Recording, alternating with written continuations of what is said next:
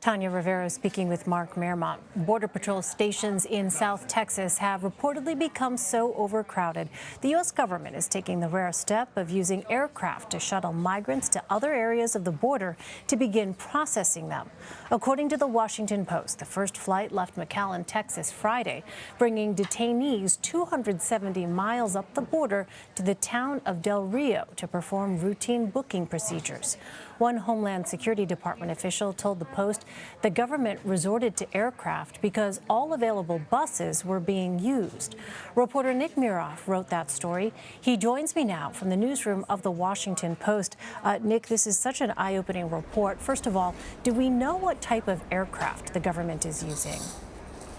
Yeah, so these are your standard ICE aircraft used by Immigration and Customs Enforcement to move detainees around the interior of the United States, and then also sometimes to carry out deportations.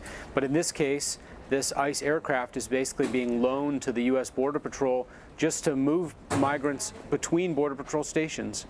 So what was Border Patrol doing before it began shuttling people via aircraft?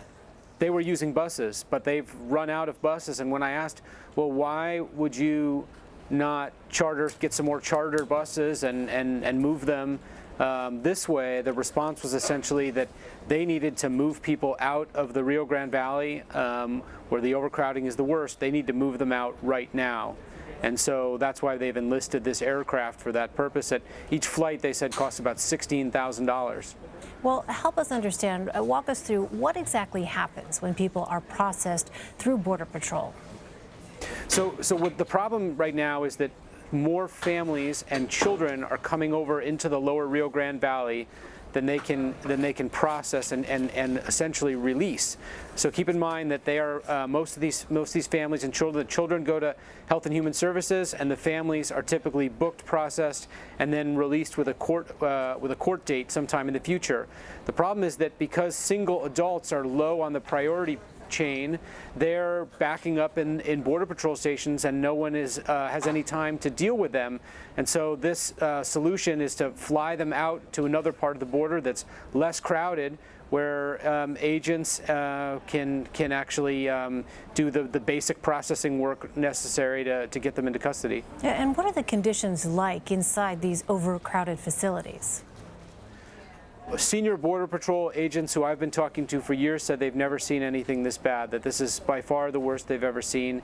The holding cells are so crowded that people say they don't even have enough space to lie down. And in at least 3 locations in South Texas, they now have tent sites set up with families and recently arrived migrants sprawled out in the dust, waiting outside, waiting outdoors. There's simply no space inside for them. Well, you mentioned this a moment ago, but I wonder if you could put this into context. How much is this costing the government, especially when you compare it to sort of the standard method of processing?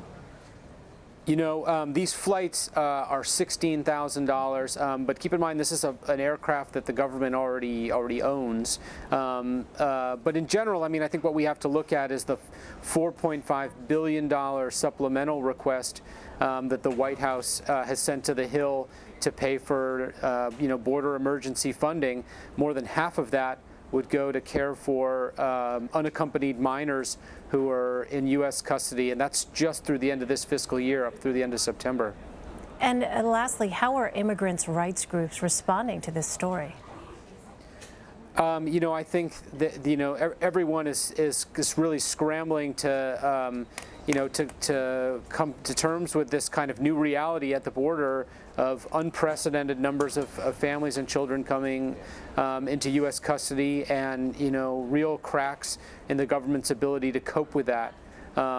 So I think from their perspective, anything that gets people out of custody faster and into better and safer conditions is probably a good thing. All right, Washington Post reporter Nick Miroff. Nick, thanks very much for your time. Sure, my pleasure.